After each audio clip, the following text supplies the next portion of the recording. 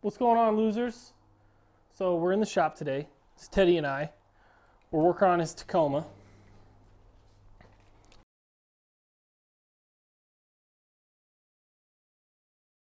Hey guys, how's it going? Sorry, mic troubles. So what are we doing to the truck? We are starting to turbo the Tacoma. And I'm excited for it. Hopefully you guys are too, because I'm excited. I just love turbo trucks. So I'm all about this. We already got the manifold off. We took it apart. We shot a whole video, so let me tell myself. As you guys know, I'm terrible at running the camera and running the mic mostly. So I threw that whole video away. It was us tearing it down, putting the new turbo manifold on, mocking up the turbo and stuff. So we're restarting. This is the Simple Turbo Series number 2.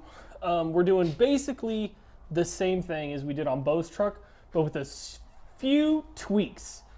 So we're gonna talk to Teddy about what he got, what he changed, why he changed it, and kind of what he expects out of this setup.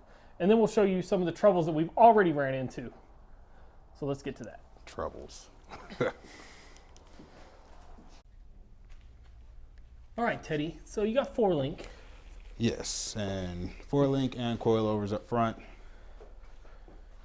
And so far the coilovers has been like the best upgrade for me. And I really enjoy coilovers. Is just, it's a world of difference going from something that's super squishy such as the leaf springs and everything else, but it definitely made a big difference for me. And so you went with suspension first, and now we're going to add power. Do you think you made the right decision, or would you wish you went with power first, or what's your thoughts on that? Personally, I think going suspension first was the better option, just so you can learn it without having power. Because if you can get around the track without power, it kind of builds your skill level to me better. Because after going from stock suspension to coilovers, I got amazingly better. And I could have just went out there V8 trying to do whatever and have no idea what I'm doing now. Yeah. So for me, suspension definitely was the better choice, but now I feel like I need the power. Hey, we agree. Driver mod first. That's actually, Bo made a sticker. It's over here. Driver mod installed.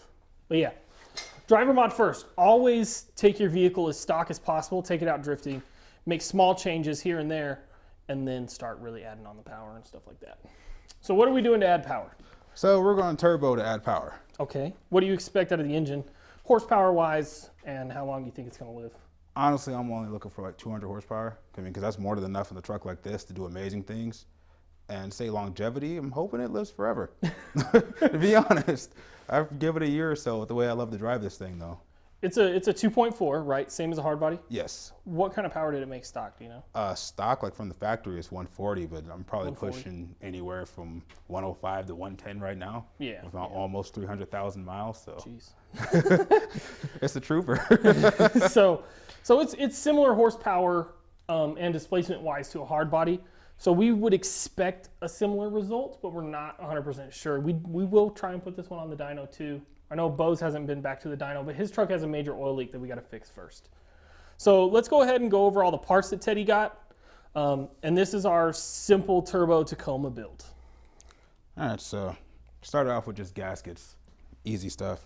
Intercooler, just because for me, I've always known cooler the air, more horsepower, and I want to see if it's going to make a difference compared to Bo's truck. I've got a blow-off valve, but I'm probably not going to use it. I got a catch can for free, so we're going to put that in there just because why not? It helps. Got my manifold and the turbo I got from Ronnie. It's big, but it's a turbo I got from Ronnie. I mean, you can't turn down free power. I mean. Got my wideband and AFR gauge. I forgot what that thing is called. There's 2 other gauges right there, yeah. right? Yeah. What's that? My boost gauge and my oil pressure gauge I got off my buddy Brooks. Just if you have friends that have old turbo stuff, definitely ask them about it, because if they're not using it, it'll definitely come in handy for you. My return lines and sending lines for the turbo, my wastegate that I got off Amazon, a couple of Mishimoto couplings, and then my intercooler piping, which I also got off Amazon. So it's a lot of parts. And we'll say it's a lot easier if you buy things over time rather than try and buying everything at once. Because I bought everything at once. It's a bad idea. How much did you spend, do you know? I know you got a few things for free. Like you got that intercooler for free, right? Yeah. You got the turbo for free, the catch can, some of the gauges. Yeah. But the expensive parts, like you bought the manifold, you bought the wideband. Yeah. The other expensive part would be a turbo, but you didn't buy that. Wastegate. Yeah, with everything else, say like just the stuff I didn't buy is probably about $800. Just the AAM gauge alone was about, I think, like 160, 170. Yeah. And then with everything else, it had me blown away. I didn't know how expensive turbo parts were. So everybody had turbo. I was like, I want to be turbo. The bank said no at first. So yeah, don't hang around the losers, guys. It's a bad financial investment. yes. But anyway, so $800 for Teddy's setup. And again, this just goes to show, like, you don't have to spend a lot of money to build a decent turbo kit. Very true. All right, Teddy, let's show them this manifold and what the problem was with that. So we went to put this manifold on. It was a fairly inexpensive manifold. How much was it? I think like $199. So it was like $200. And it came with a gasket. Not this gasket, but it came with a gasket. I know how excited I was when I got this manifold in. You can see here, like, we wallered out this hole, and I'm pretty sure we reamed all these holes completely out. And then we did this. But if you take this is the gasket, and it was like that. And this is the original gasket. So yeah, this is the stock gasket. The holes just, they don't line up the best. Like, look at that. It's way over here. It's all crazy. So we had to ream them out so we can actually get it to mount up. It mounts up. And what they did, the biggest problem with this manifold is right here. They copied, this flange is identical to this flange over here, but on the actual truck, it's not. This hole is higher up than this hole. So this hole's further down, and they had it the same. So we had to notch that so it'll actually fit. And now it fits really good. Yes. All right, let's see if I can get this thing in there. So that was our big pain in the butt, was actually getting this manifold to fit on here. Just because the holes. And now that the holes are fixed, easy as pie. Yeah, it goes on real easy.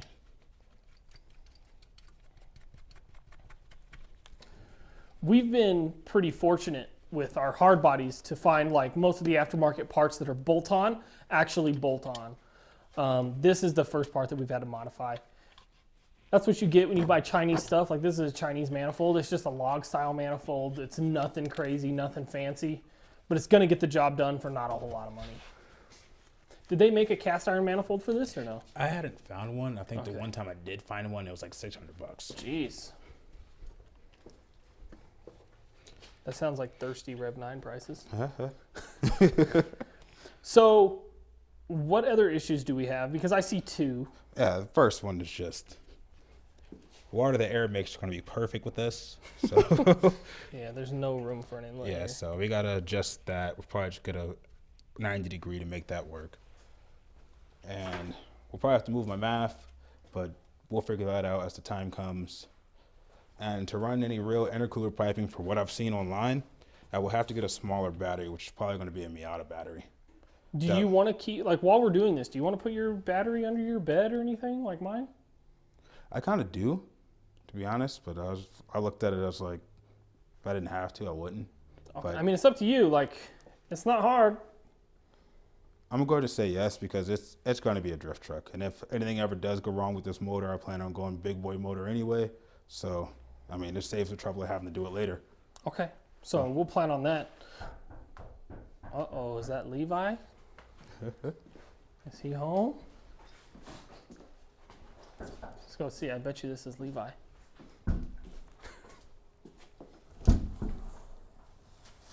What's up, punk? What are you doing? Oh, is that good? You ate it all gone, huh? Is it good? All right. Did you have fun? All right.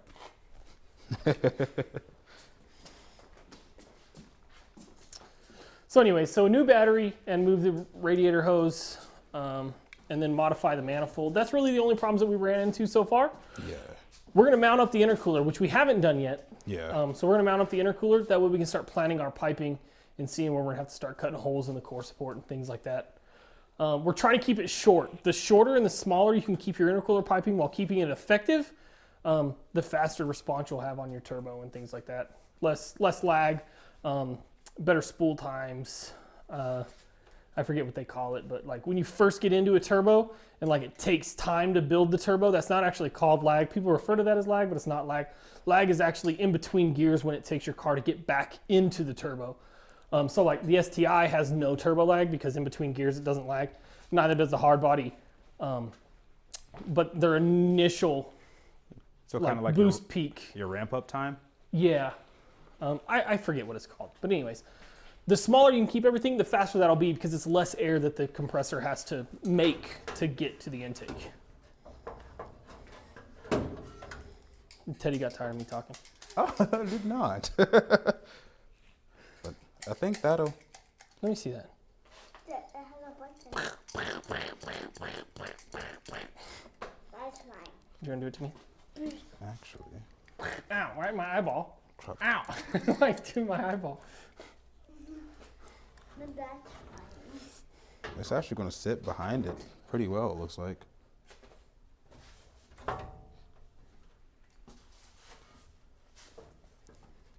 And bend these up and yeah. Well, let's do it. Let's get to it. All right, so we put the intercooler on. Let me make sure my mic's on. We put the intercooler on. What we did is we mounted it up here, and we had the brackets on it, and we used what are those things called? Channel lock? No, vice grips. Vice grips, yeah. And we put vice grips on it, and then we marked where we are. So we got it lined up where we want it, and now we're going to use riv nuts to secure it. Teddy's going to go ahead and start drilling a hole. Attempt to start drilling the hole. Yeah, just keep it center. I have smaller ones too. Of course, I'm already off to the side of it. Yeah, it's just Do we need to walking punch away. it? Yeah, I need to punch it. It's just walking away. Where Yeah, can I find your punch at? It's in my house. Oh, that's fine. We'll make this work. Levi stole it.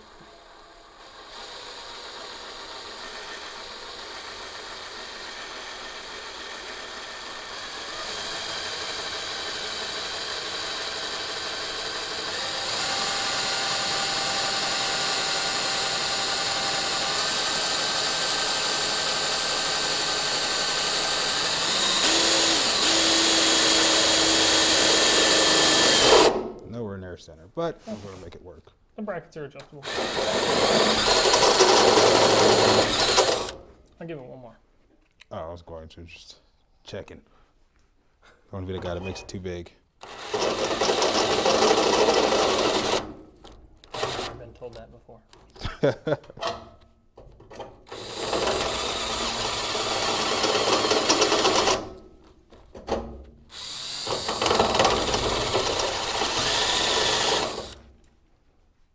gonna need one more. Ooh, nice. Good shot. Nope, don't listen to me. All right, next one. I always thought these were supposed to like press fit or something. I They had do. no idea. They do. We'll get to that. Okay. This is Teddy's first time using a rib nut, boys. Hey, first time for everything, right? It's gonna be your new favorite thing.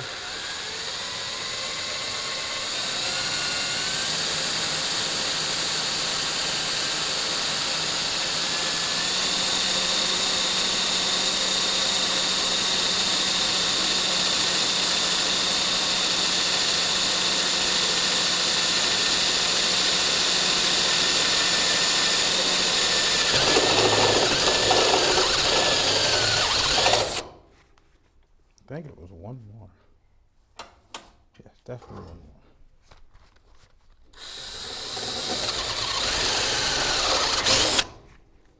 Definitely just saw the worst of the worst happening and me just going through and blowing through my radiator. There's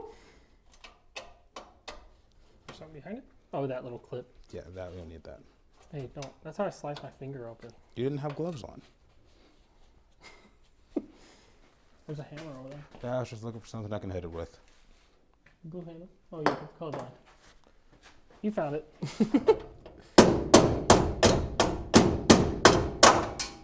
There we go. Boom. Problem solved. All right. So, give me a second. I'm going to show Teddy how to do this just by explaining it, and then we're going to let him do it, and then I'll get it all on camera. All right, here we go. Teddy's first time. Put it in there.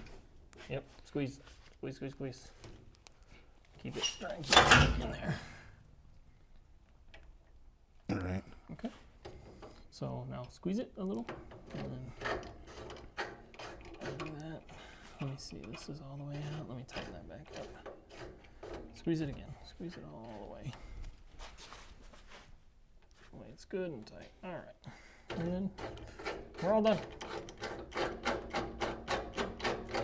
Oh, sweet. So that just, No, keep it squeezed. that just expands it in there? Yep, and so it just squeezes it in. It has this lip, and then the other side. So Oh, nice. this is the crumple zone here. I'm trying to get it on camera. Let me put this down. So this is the crumple zone here, right in this area. And so as you squeeze it, this side can't move because it's up against whatever it's on. And by squeezing it, it actually pulls the threads that way.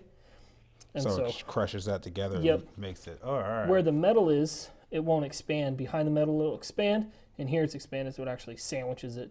And that's why this is kind of toothed, or whatever you want to call this. All right. Sweet.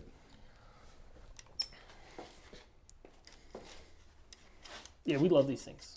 I would ask you where you got it from, but I know I'm trying to do this to everything that doesn't need it.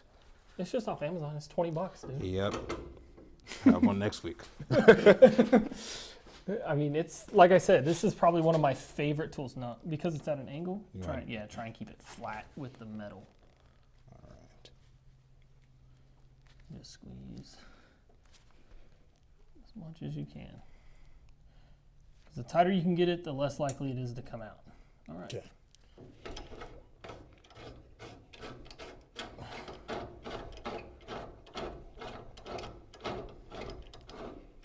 If you've never used one of these before, like it's a lot harder than it looks to squeeze it.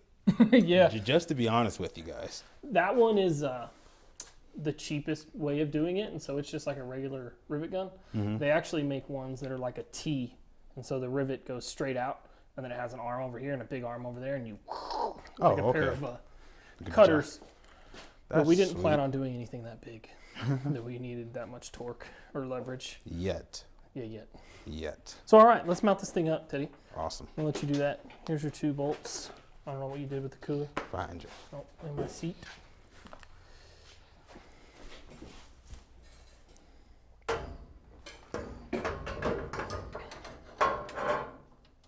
Of course. They don't fit. We didn't check that. Yeah, I figured that they wouldn't. I Okay. just didn't want to say anything. So just let me see the little quick drill real quick. Yeah, just use that tip bit. Yep, just waller it out one good time. All right. We'll be right back. All right, so Teddy got the holes fixed. I'm going to go ahead and get this thing on here. No idea if my mic is working or not.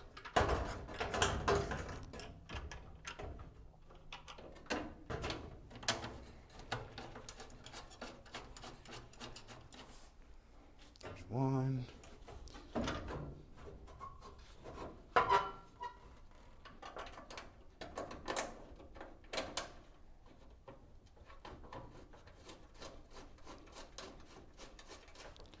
Okay.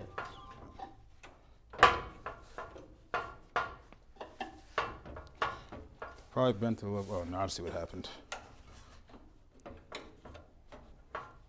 Or not. Work with me thing. I wouldn't worry about it too much because we got to build the bottom mounts. Yeah, as soon as we do that, it'll. And It'll balance it out. once we get we'll probably end up changing these top brackets and pushing the top of that intercooler back a little. Oh, what you have is this one's backwards. Oh, that makes sense. I was like, something doesn't seem right here. One of these things are not like the other. There we go.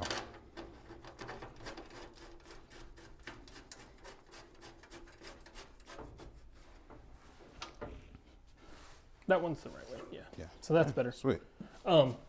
So we are going to have to, there's like these 2 knobs right here. We're going to have to cut these off of each side. Come on, little gimbal. There's one over there. So, but yeah, and then we'll mount the bottom. I would like to scoot the top in a little more, but I'm not real sure. We might end up flipping this bracket around the other direction. But if you have them this way, it's nice because you can actually tighten them up. This one's a little, you can tighten it up. It's just a little bit of a pain, you need a ratcheting wrench. But that's our mock-up. This is just so we can start looking at where to put holes and routing our intercooler piping because that's the next biggest project that we're gonna have. Alrighty. But this is a big step. We got a turbo in the truck and we got an intercooler in the truck. And so major components done.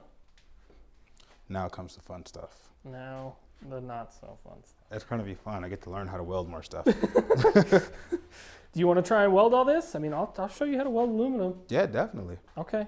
We're going to have to sacrifice some pieces to practice because I got a whole box. welding like flat aluminum is easy, but welding the piping is pretty hard. I'm just going to melt through it all. Right now. Yeah, it's hard. It's so hard. Aluminum, if you guys have welded aluminum, and I don't know, maybe this is a problem that I have, but like it doesn't flow together very well. It kind of like goes away. So you have to like always add filler metal. Oh, wow. Versus like welding still where it just kind of melts together. Well, I'm going to hope for the best. Full send or no send, man. But regardless, we'll get it done. Whether Teddy can do it or I have to do it, it doesn't matter. But yeah, so this is where we're at. This is where we're going to stop for this video. I think we got a lot done as far as like the grand scheme of things. All this is in here. The manifold fits, which was a big deal. We spent, I don't know, probably an hour about making an hour. it fit. I mean, oh my gosh. But we have all the parts. All the parts will be linked in the description. Teddy's going to send them to me. I'll send them to you guys. And we'll go from there. Anything that he didn't buy, I'll find as well. Like I'll find an intercooler. We're going to measure this core. That way you guys know what size you can get that'll fit. That's just an eBay T3, Amazon T3, whatever. It's a T3. It's a $120 turbo. And then we'll find a comparable catch can, something that's not too expensive, but that has 10AN bungs in it. Also, just for if you have a Tacoma, your intake coupler is an off size. It's 2.75. It's weirdest thing I've seen. So if you need it, I'll also send that to him so he can link it down in the video description because we jerry-rigged it and made it work. So I took that. But I got the right one now. So that's one of the, main problems we ran into besides the manifold not fitting is all the coupling sizes were weird. But yeah, the intercooler that we got is actually 2 1/4, Teddy said. Yeah. So it's 2 1/4 intercooler. We're going to have 2-inch piping. I don't know what size that is. I think the turbo is actually 2-inch. It might be 2.5. I don't know. And then that is 2 to 2 3/4. Turbo's 2.5. No. We got to cut that off. I mean that one. We'll use that. Yeah, then that's gonna. Yeah, so 2-inch. Yeah, it's definitely Perfect. 2-inch. So we'll do 2 to 2 1/4, and then it'll come out and it'll go that way and then up. It'll run across the top and then go in. I think, I don't know. Either way, we have to kind of pass by the radiator or the exhaust. So this intake manifold does this number and it faces back this way. And so our exhaust is here, and if we took this and we ran it around like this, into the intercooler and then back out this way, and then it's going to cross over our exhaust housing on our turbo. So if we go the other way and we go like this, over, and then across, and then back, and then in, it runs along the radiator, which isn't that great either. So we're going to see what we can do. We might have enough room. Because we're running 2-inch, which is probably going to save us a lot, we might be able to just go like this, straight down there, and then over, and avoid a lot of the radiator and actually push it, where basically it comes like this, right here, and then it goes right here, and then we bring it over here and snake it around like that. Let's see if there's one in here to try that. I don't think Yeah, you should have a U. yeah. Yeah, there you go. It's a giant U, but that may work. So yeah, basically do that number. Yeah. Right and then there. swerve back down there. Yep. Intercooler and back through the turbo. So Yeah. So that may be our best bet because we can shorten this up so it's like yeah, way like this. harder curve. So it's like that. So it's not even going over by the turbo. And then I have a bunch of heat wrap if you want to heat wrap that. and then we can get you a turbo blanket, and that'll help maintain that heat away from this. And then we can wrap that pipe specifically in gold tape, and that'll help it reflect a lot of heat too. Because the valve cover is going to be hot, like all that's going to be hot. And so everything we can do to keep that pipe from getting hot is going to make this more effective. I was just more or less excited for the gold tape. Not gonna lie. But catch that on the next video. We're going to knock out the intercooler piping. So we'll see you guys next time. Bye, guys.